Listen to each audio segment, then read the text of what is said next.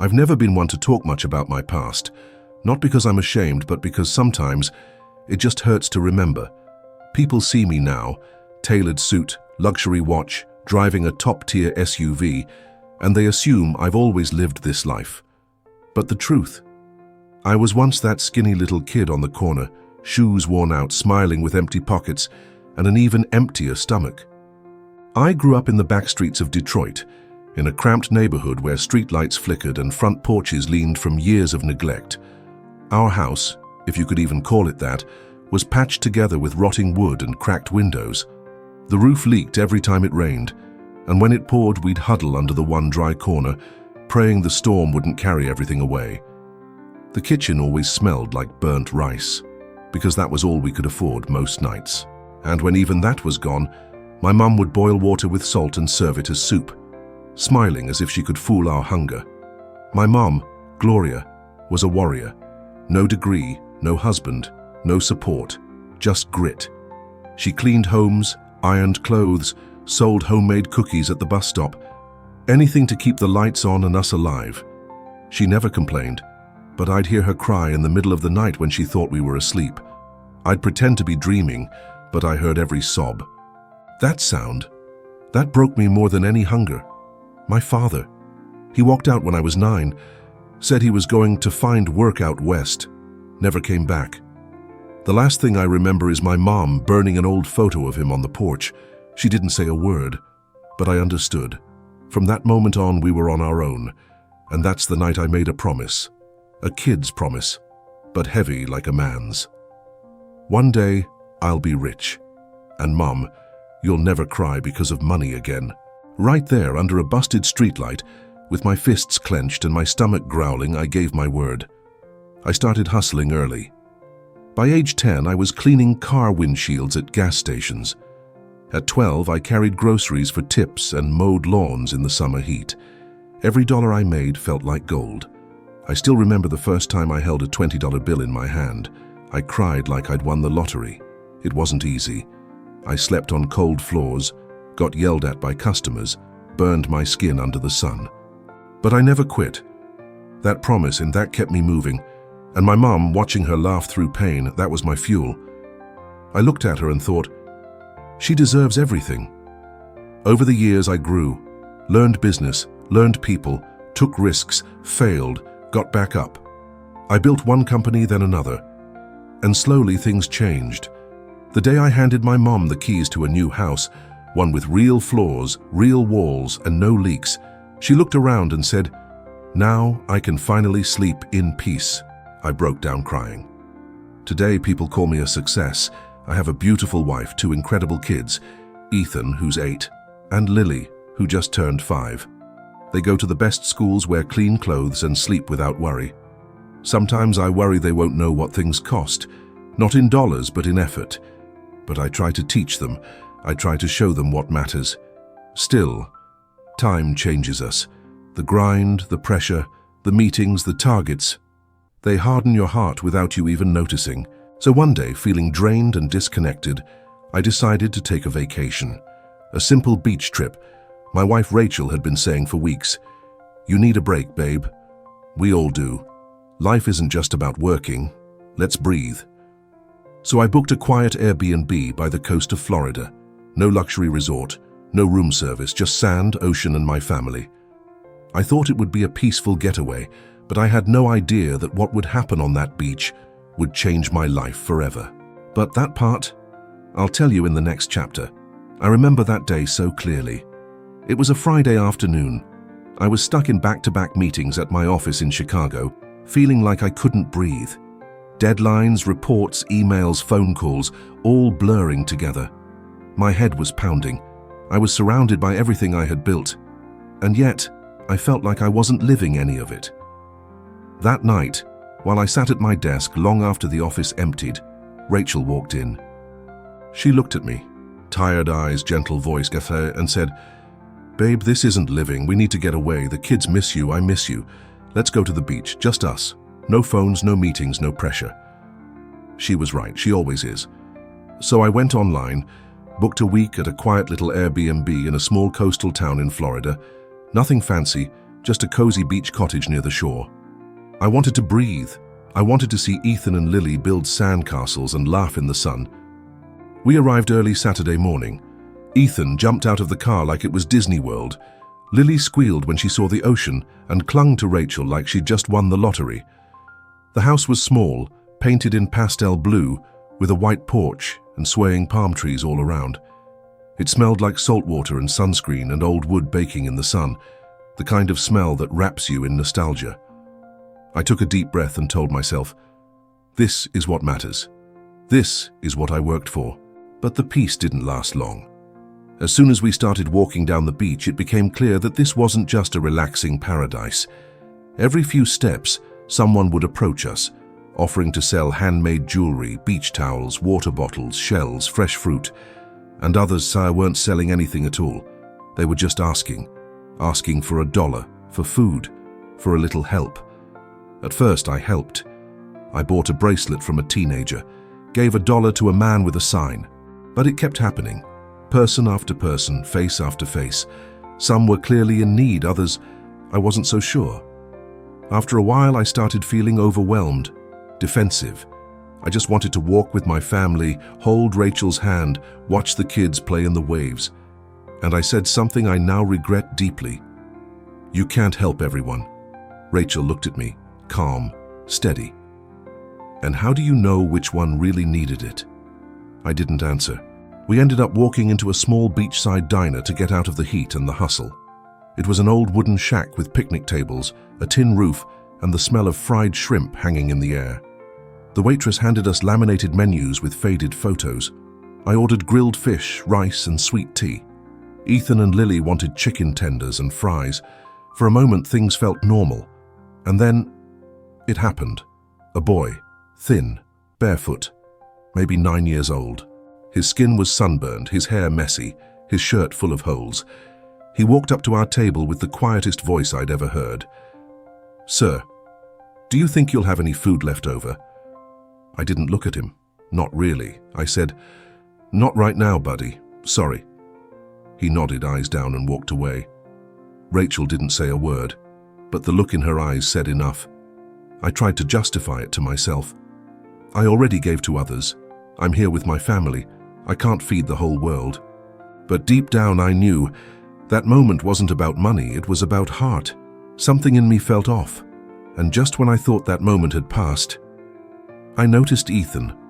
He wasn't eating. He was pushing pieces of his fish and fries to the edge of his plate, and gently, quietly, he was dropping them under the table. I leaned forward, and there underneath, crouched in the sand like a ghost no one saw, was that same little boy, eating every crumb. And my son, my Ethan, was feeding him in secret. That image, that boy under the table, crouched in the sand, eating scraps my son dropped for him. It branded itself into my soul. The waitress brought our food, steaming and fragrant, but I couldn't eat. I couldn't even lift my fork. It was like everything around me had gone silent. The sound of the waves outside, the clinking of dishes, even Lily's giggles, all muted. I just stared at Ethan. He sat there, calm, eyes fixed on his plate, pretending to eat. But every few seconds, he gently pushed more fish or a piece of bread to the edge and let it fall. The boy underneath, God, he was so small, picked up each piece with shaking hands. He didn't make a sound, didn't beg, didn't complain. He just ate, with the quiet gratitude of someone who knew how to disappear. I dropped my fork. My hands trembled. I leaned back and wiped my face, trying to hold it together. Rachel didn't say a word. She just reached under the table, took my hand and squeezed it. Her eyes filled with tears too, but she didn't need to speak. I already knew. I had become the kind of man I once promised I would never be. I had grown up poor. I had starved. I had cried with my mom on cold nights when there was nothing to eat. And now, I had ignored a child who was living that same story. It hit me like a train. Ethan glanced at me, quietly, waiting. And then the boy crawled out from under the table, covered in sand, holding his empty hands. I bent down to meet him at eye level, my throat tight, voice barely working. "Hey, buddy, what's your name?" He hesitated, looked at Ethan, then back at me. "Daniel." "Are you really that hungry, Daniel?" He nodded, still not looking me in the eye. "Come sit with us, okay? You're welcome here." His eyes widened like I had offered him the moon. "For real?" "For real." The waitress returned, startled to see Daniel sitting at our table. I looked at her and said, "Can you bring him a plate? Please, whatever he wants." She smiled, nodded, and rushed back to the kitchen. Daniel sat at the far end of the bench, his back straight, hands in his lap, like he was trying not to breathe too loudly. Lily handed him a fry and said, "These are the best. You'll love them." He smiled, a tiny, shy smile, and took it like it was gold. That moment, that little smile, it broke me. Not because I felt pity, but because I realized how easy it is to forget, to stop seeing people, to let our comfort turn into coldness. Rachel put her hand on my shoulder and whispered, "This is what matters." And she was right. That vacation wasn't for rest. It was for awakening. After that lunch, something shifted deep inside me. Not just a passing feeling. Something fundamental cracked open. It was as if the world had hit the pause button, so I could hear what my soul had been trying to say for years. Daniel ate like he hadn't had a proper meal in days. But even in that hunger, he was polite. He chewed slowly, carefully, as if trying to make every bite last longer. His eyes darted nervously like he was expecting someone to kick him out at any moment. And yet, he sat there with dignity, quiet, grateful. Ethan sat beside him like it was the most normal thing in the world. He passed the ketchup, shared his juice. At one point, they started laughing softly about something Lily had said. And I couldn't say a word. Because what my son did under that table, that changed me. That simple, hidden act of kindness, feeding a stranger while his father, a millionaire, said no, it forced me to face the man I had become. A man who once starved beside his mother, who once cried for help that never came, now turning his back on a child just like him. I stepped away from the table and walked down to the shore. The sky was bright, the waves lapping gently. Families played nearby, their laughter echoing through the breeze. But all I could feel was shame. I thought of my childhood in that broken house in Detroit, the nights we had no food, the neighbors who ignored us, the times I begged for a sandwich and heard only silence. I had sworn I'd never become like them, and yet I had. Rachel came up behind me and wrapped her arms around my waist. She didn't speak, just held me. Eventually I turned and whispered, "I became the man I promised I never would." She hugged me tighter. Back at the table, Ethan and Daniel were still talking. Lily had drawn a smiley face on a napkin and handed it to Daniel, who tucked it into his pocket like it was a treasure. Then Daniel looked up at me and asked softly, "Sir, do you think I could come back tomorrow?" I broke inside. He wasn't asking for money. He wasn't asking for food. He was asking for belonging, for a space where he could be seen. I knelt down in front of him and said, "Daniel, you'll never have to beg for food again. I'm going to help you." His eyes widened. "Really? More than anything?" Ethan wrapped his arms around me from behind and whispered, "Thank you, Dad." And that destroyed me. Because I finally understood that this wasn't about charity. It was about healing. That night, after the kids had gone to bed, I sat on the front porch of the Airbnb. The stars were bright. The breeze smelled of salt and nightfall. I opened the Notes app on my phone and typed a single line. If my son had the courage to share his plate, I need the courage to share my life. And in that moment, I made a decision. The next day, I would find out who Daniel really was, where he lived, who his mother was. Because if Ethan saw him as a brother, I could learn to see him as a son. The next morning, I woke up before the sun. Rachel and the kids were still asleep, curled up peacefully in bed, but I couldn't rest. My heart was restless. My mind kept circling back to Daniel, his eyes, his quiet voice, the way he asked to come back. So I got dressed quietly and stepped outside. The air was cool, the beach still empty, the sky beginning to turn from deep navy to pale gold. I walked back to that little diner. It looked different in the early morning light, empty, silent. The tables were still damp with sea mist, and the smell of grease and old wood hung in the air. Out back, I saw her, the woman who had been cooking yesterday. She was older, with a strong frame and grey hair pulled into a messy bun. She wore an apron stained with oil and was scrubbing a giant pot under a cold water spigot. I walked over slowly. "Good morning, ma'am." She glanced up. "Morning? You were here yesterday, right? When the boy, Daniel, sat with us?" She nodded, a hint of a smile tugging at her lips. "I saw the whole thing," she said, pausing her scrubbing. "It hit me hard," I confessed. "That moment, it made me realize how far I've drifted from who I used to be." She dried her hands on her apron and sat down on a crate, motioning for me to do the same. Then she said it, a sentence so simple and so raw. I swear it carved itself into my soul. "Sometimes it takes the little ones to remind the big ones how to be human." I sat there in stunned silence. She looked me in the eyes, not with judgment, but with understanding. "That boy, he's not the only one out there," she said. "There are dozens just like him. You gave him more than food. You gave him a moment of dignity. But don't let it stop there." I swallowed hard. "He changed me," I said quietly. "My son, too. I need to do more." She nodded like she had heard this before. I reached for my wallet, instinctively wanting to offer something. Money, a donation, anything. But she waved her hand. "I'm not here for your money, sir. I've been working this diner for 20 years. I've seen people come and go, rich and poor. But when your boy fed that kid without asking, I saw something real." She stood, looked at me with a softness that surprised me and said, "God sends messages in strange ways. Yesterday, he sent one to you." I thanked her. I walked away in silence. Back at the house, Ethan had just woken up and was rubbing his eyes. "Hey, Dad," he said, half asleep. "Are we going to see Daniel today?" I nodded. "Yeah, son, we are. And this time we're going to his place."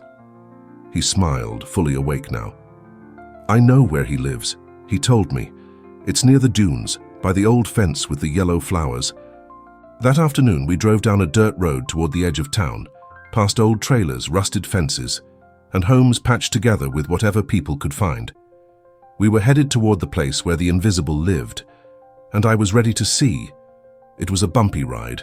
We followed Ethan's directions, winding through sandy backroads, past rundown trailers and broken mailboxes. Stray dogs roamed the alleys. Faded American flags flapped from makeshift poles. There were no sidewalks here, just dirt and dust and the kind of silence that spoke louder than traffic. Eventually, Ethan pointed. "That's the one, Dad. The one with the blue tarp." We pulled up in front of what could barely be called a house, more like a fragile structure built from scrap wood, tin sheets, and a big blue tarp nailed across the roof. Plastic bags stuffed the cracks in the walls. A couple of broken toys lay in the dirt. A rusted bicycle leaned against the fence, half buried in sand. A young woman stepped out holding a baby on her hip. She froze when she saw us. I stepped out of the car slowly, hands raised, trying not to startle her. "Hi. Are you Daniel's mum?" She narrowed her eyes, defensive. "Yeah, who's asking?" "I'm the man he had lunch with yesterday. My name's Jack. I came to talk." She hesitated, rocking the baby gently. "We're not looking for trouble." "Whatever he said." "He didn't say anything wrong," I interrupted. "He was respectful, and he reminded me what it means to be human." She stared at me, unsure. Then she called out, "Danny, come here, baby." Daniel peeked out from behind a curtain made from a beach towel. He was holding a plastic bucket filled with cans and bottles. When he saw me, he stiffened. "Sir, I didn't steal nothing, I swear." That sentence, it shattered me. I knelt down in front of him. "Daniel, you didn't do anything wrong. I'm here because I want to help, truly." Jessica, his mom, eyed me warily. "Help how? People don't just show up to help, not around here, not without a reason." I nodded slowly. "You're right, but I'm not here with charity. I'm here with opportunity, because your son has a heart that reminded me of my own. and I can't ignore that." She stayed quiet for a moment, then stepped aside. "You want to come in?" We entered, and what I saw inside will haunt me forever. The floor was dirt, literally. There was no plumbing, just a bucket in the corner, a few blankets spread out where the kids slept. I counted at least 5 children, all barefoot, some with runny noses, one coughing uncontrollably. A single hot plate sat on a crate, a pot with dried beans, a small jug of drinking water. But the worst part was the silence, that heavy, hopeless silence of resignation. "I'm Jessica," she finally said. "I'm 28. Had Danny when I was 15. Got kicked out by my folks, been fending for myself ever since." I listened. I didn't interrupt. "I sell candy at the beach. Sometimes I get lucky. Sometimes they confiscate my stuff. Danny helps. We don't like asking for money. We only ask for food when there's nothing else." I stood there looking around. Then I spoke, steady but clear. "Jessica, I want to rent you a house. A real one, with running water, with a door that locks. I want your kids in school. I'll pay for it. And for you, I'll cover a course, training, whatever you want. If you're open to it, I can offer you a job. A real job. A new start." Her eyes welled up. "Are you serious?" "I've never been more serious." She broke down crying. Daniel clung to her, and I looked at Ethan, who was smiling. And that's when I realized the real miracle wasn't what I was giving. It was what I was finally opening myself up to receive. I didn't waste time. That same afternoon, I called my real estate agent and asked her to find something immediately. Nothing fancy, just a clean, safe house with working plumbing, electricity, and enough space for a family to breathe. By the next day, we had one. A modest 3-bedroom house on the edge of town, freshly painted walls, clean tile floors, a working kitchen, hot water, a backyard where the kids could run barefoot without stepping on broken glass. Rachel stocked the place with everything they'd need. Groceries, dishes, blankets, a few toys.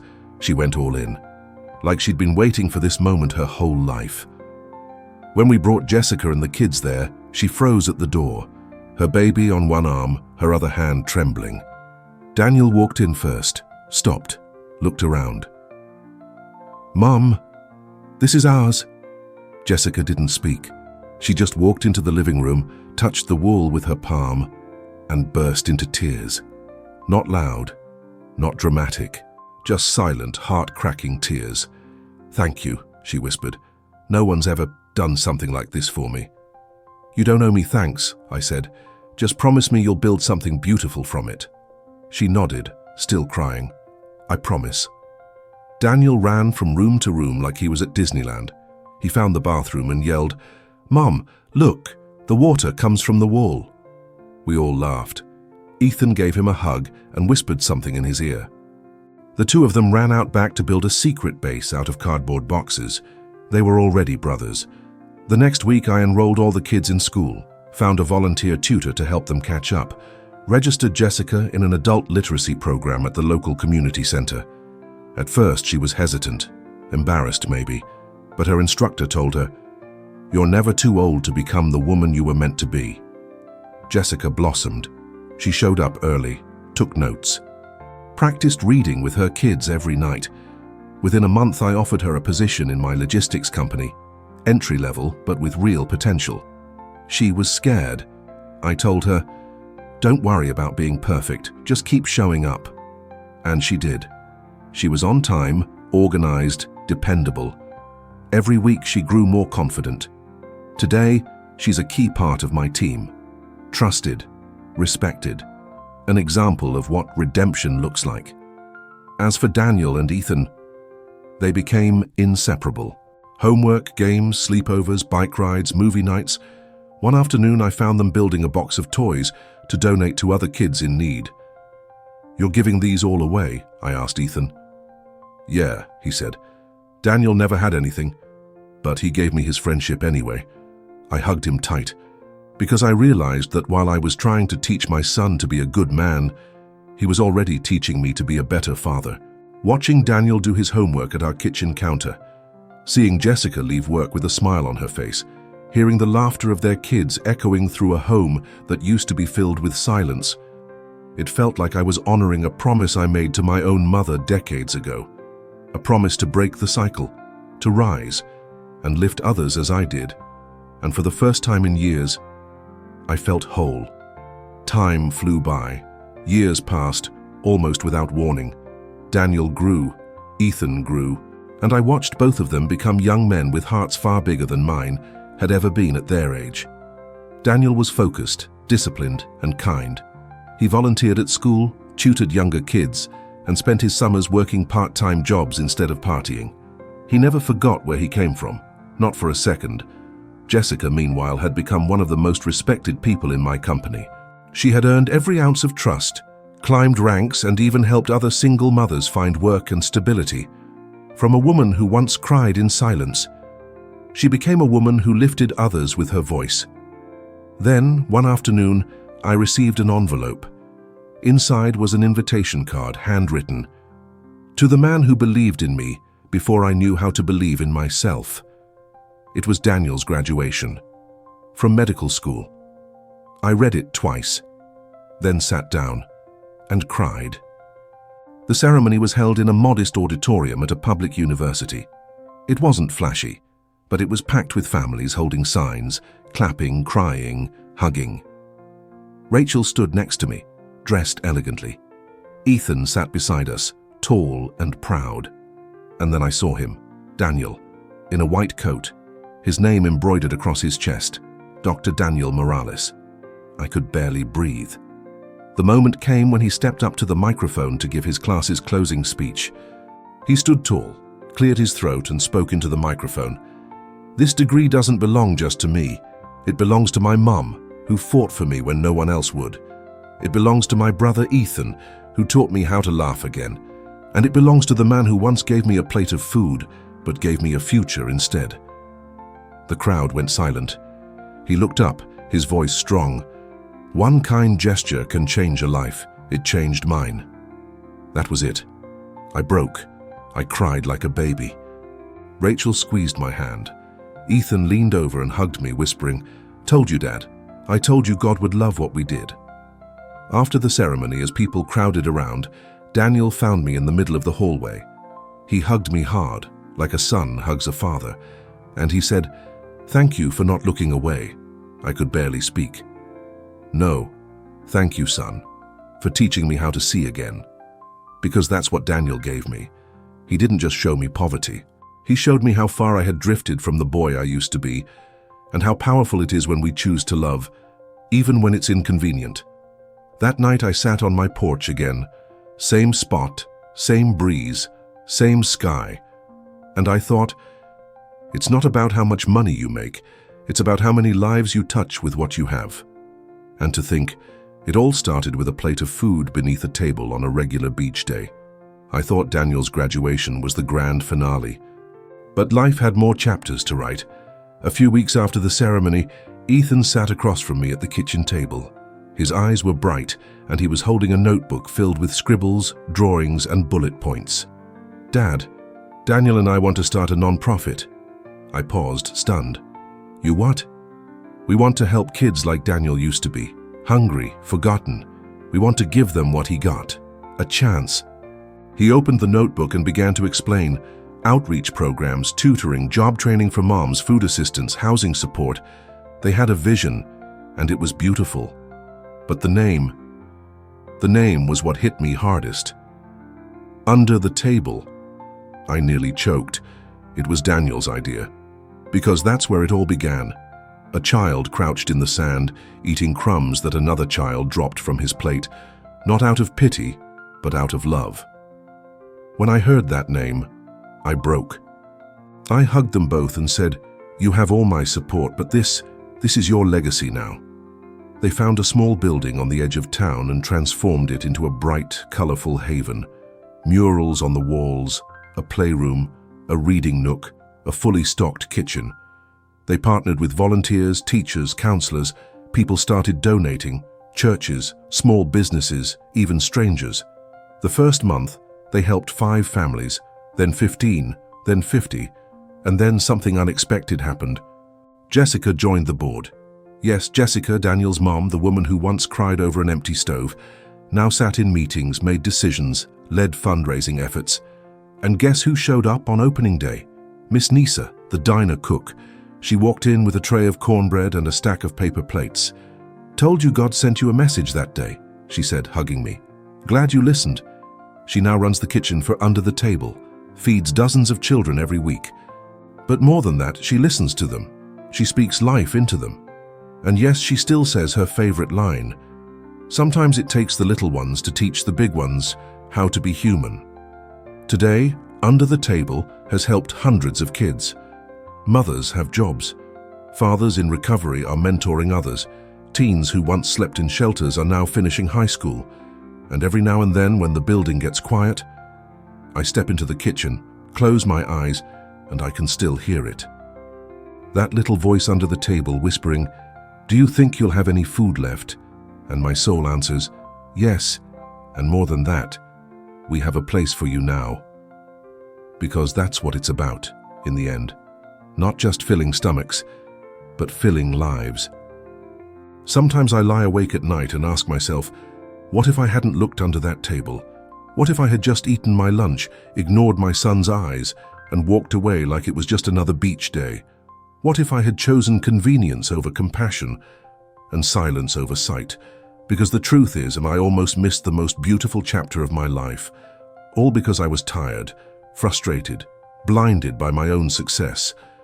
But God, in His mercy, gave me a second chance. And He didn't send a preacher, a prophet, or a thunderbolt. He sent a child, my son. A little boy with a heart wide open who taught me that real greatness doesn't come from what you build, but from who you lift up. Today, Daniel is a doctor. Ethan is finishing college and leading the non-profit they built together. Jessica is a respected voice in our community. Miss Nisa is still feeding kids with her hands and healing them with her words. And me? I'm just a man who finally learned how to see again, because sometimes it takes watching your own child feed another, not with wealth, but with love, to remember who you were meant to be. If there's one thing I've learned through all this, it's this. Never ignore a hungry child. Not one hungry for food, not one hungry for love, not one hungry to be seen, because some of them aren't asking for money. They're asking to matter. And when you see them, really see them, you don't just change their lives, they change yours. So now whenever someone asks me how I became so successful, I tell them the truth. It wasn't the businesses. It wasn't the money. It wasn't the grind. It was a moment, a quiet moment, with a boy under a table and my son beside me, showing me what it means to be human again. And that changed everything.